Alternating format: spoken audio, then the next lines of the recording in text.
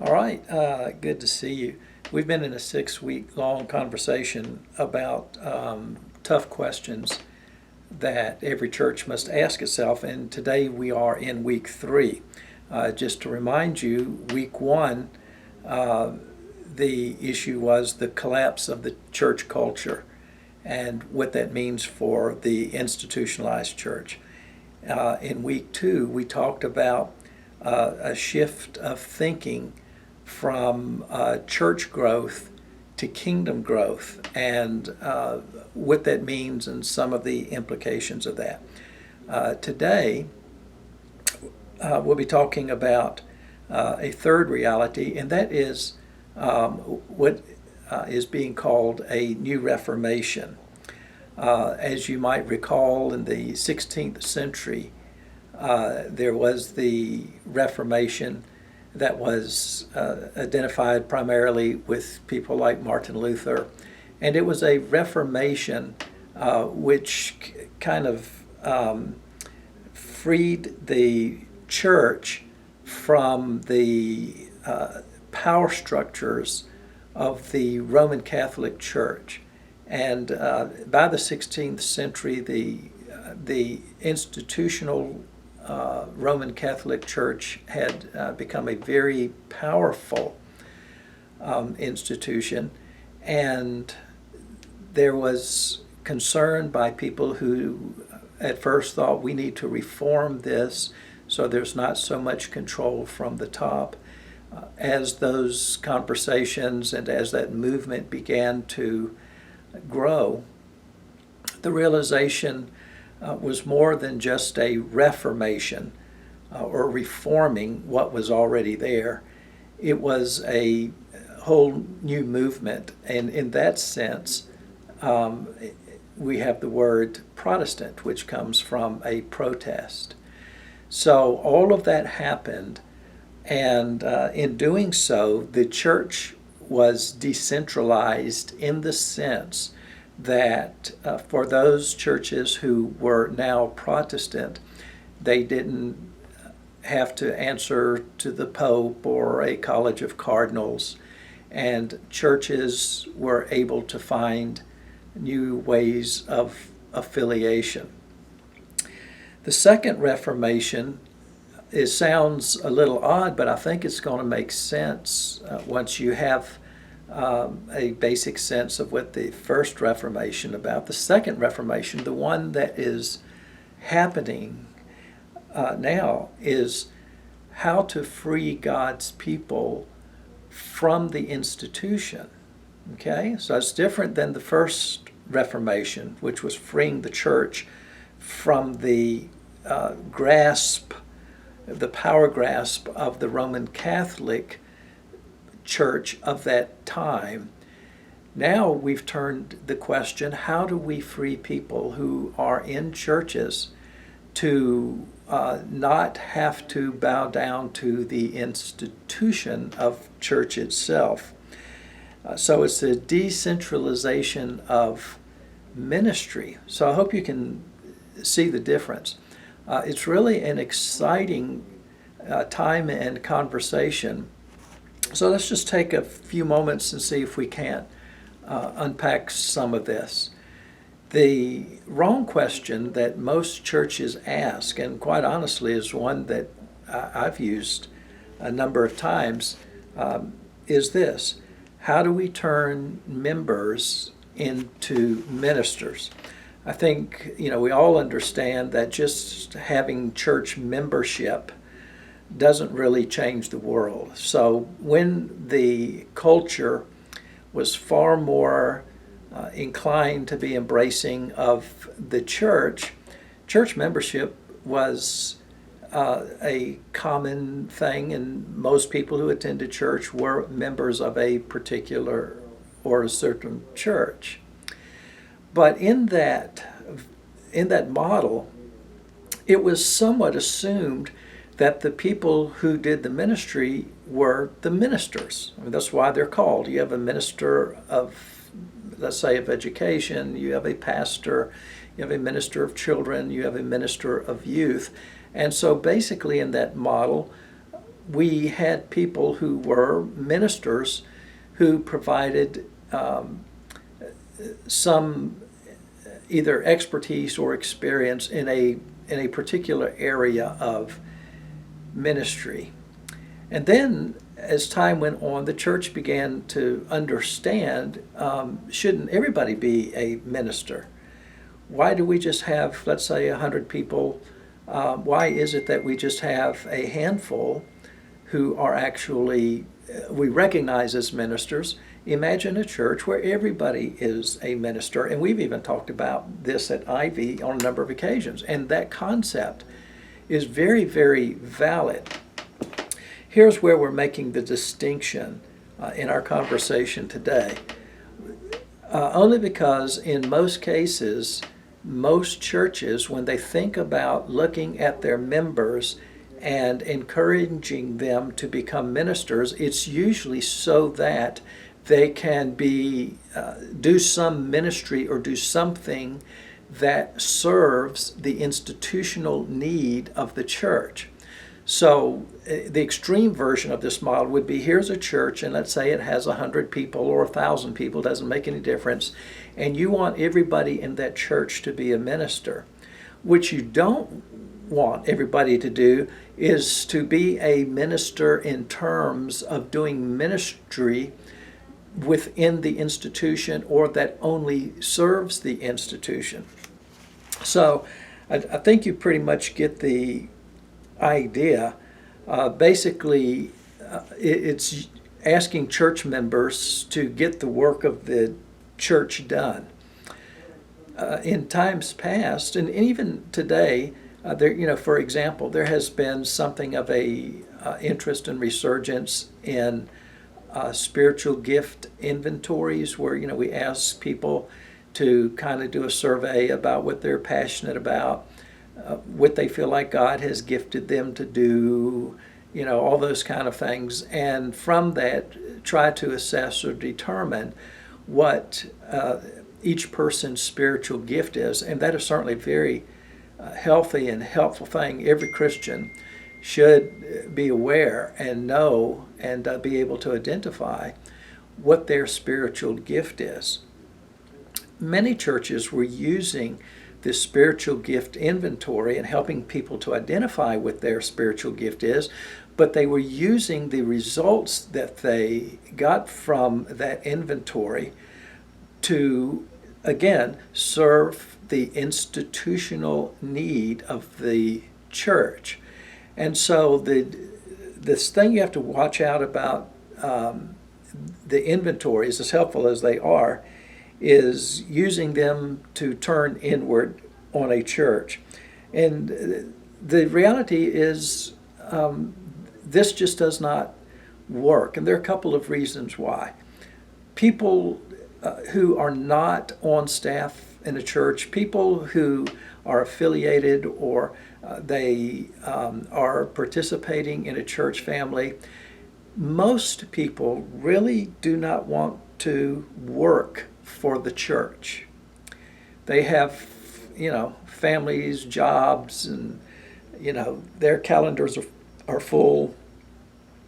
And oftentimes churches are asking their members, in a sense, to work for the church. And most people in churches are simply saying, we don't want to work for the church. And in most churches, part of that is because over time we have taken staff people and seen them as the people who work for the church. So in the model that we have been accustomed to for some time, it kind of looks like this. Typically we go and say, look, we got all these things that the church wants to do. How many of you would like to work for the church? A handful of people will volunteer, do something, say, we'll work for the church. Most people do not want to work for the church. And part of their reasoning is that they look at who they already have at the church and say, why should I work for the church? Our pastor works for the church, or our worship leader works for the church, our youth minister works for the church.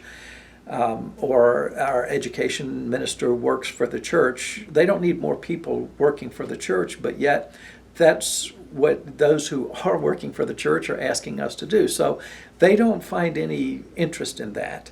Most people don't think that that is an exciting thing to do with your life as a follower of Jesus, to just join up with other people who are working for the church.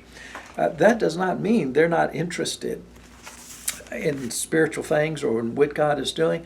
That in no way means that people are not interested in doing kingdom work, or that they don't care about other people, or they don't care about the gospel. They care very deeply. They just don't want to be in a lineup of just another person who is working for the church.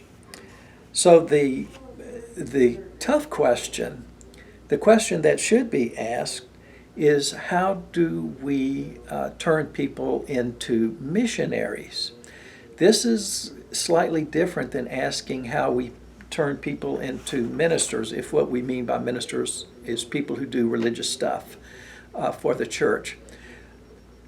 All of the arrows are pointing in when we make ministers, but when we make missionaries out of people, all of the arrows are pointing out.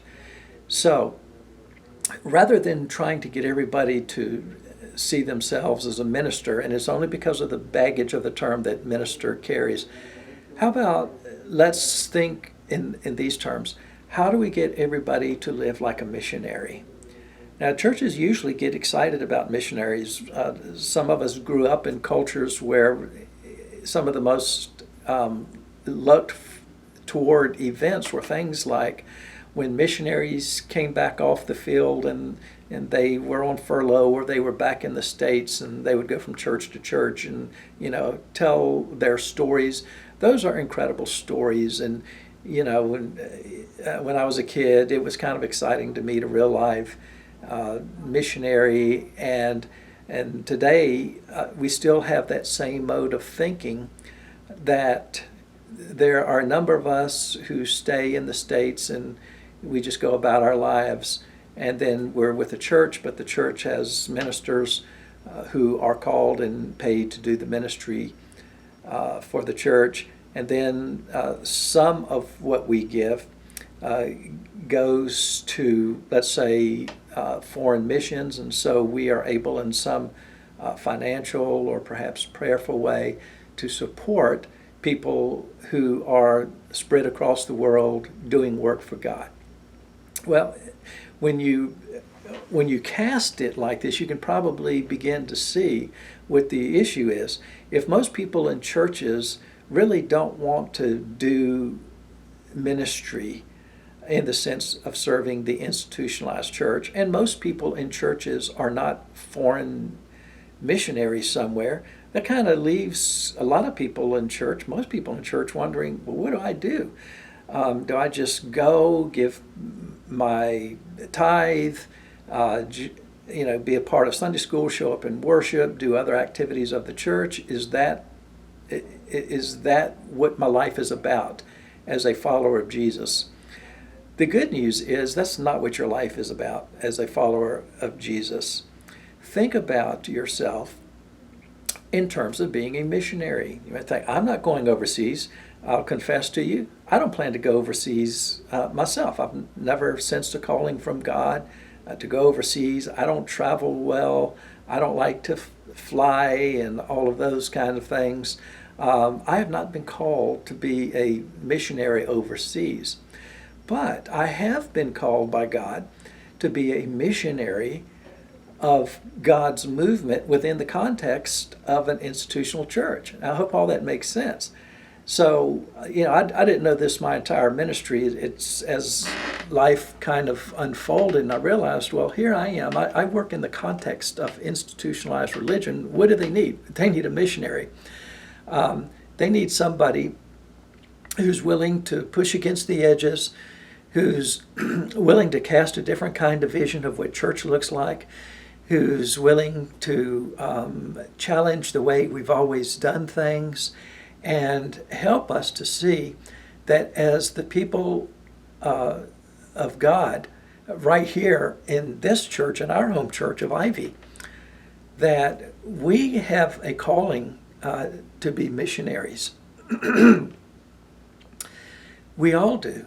We just don't support missionaries who are around the world. We are the missionaries. That becomes exceptionally easier to see in today's culture.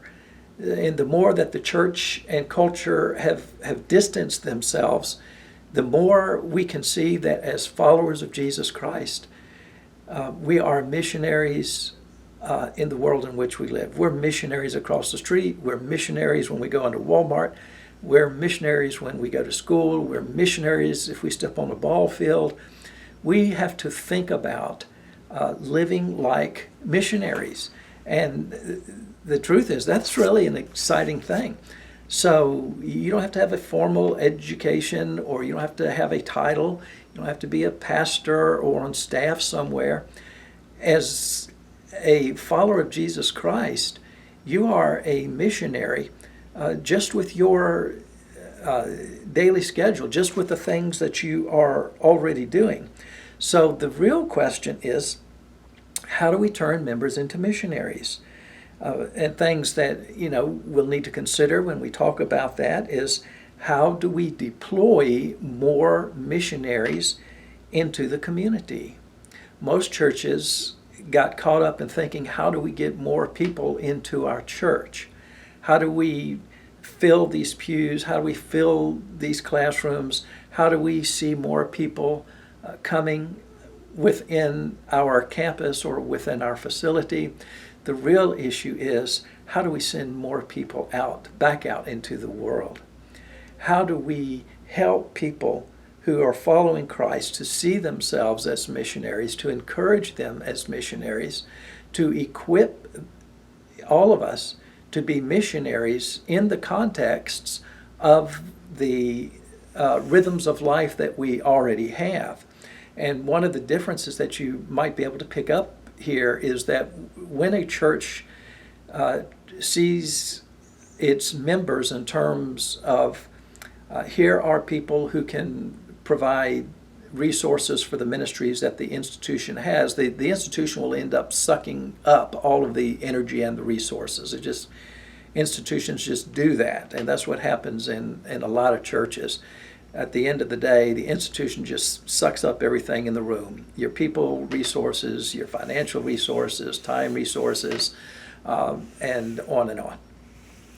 When we take on the challenge and recognize that we are the missionaries of God in the world, then we want to be talking about, how do we deploy, how do we equip, how do we create a culture that is not only missionary concerning global or foreign missions, and most churches have, they've been doing that for a good number of years, but this is really something different. How do we create a culture in which we are the live missionaries on the scene? We're like, live reporters, sharing with the world what God is doing and telling the world the stories where Jesus is showing up, and all of the things where we see God's Spirit working. And the modern church has, to a large degree, reduced church down to its numbers. And I think we all know this is true, and it doesn't mean we dismiss them. We've said on a number of occasions, we've recognized the need. You have to count things. We'll count people, we'll count the gifts that are given, and all kinds of things. But the church is more than the numbers that it counts, and that is, for many churches, that is a very different way of thinking about the church. So we're not suggesting, anybody stop counting stuff. Not saying that by any stretch of the imagination. We're just saying that a church does not come down to its numbers. It comes down to its mission.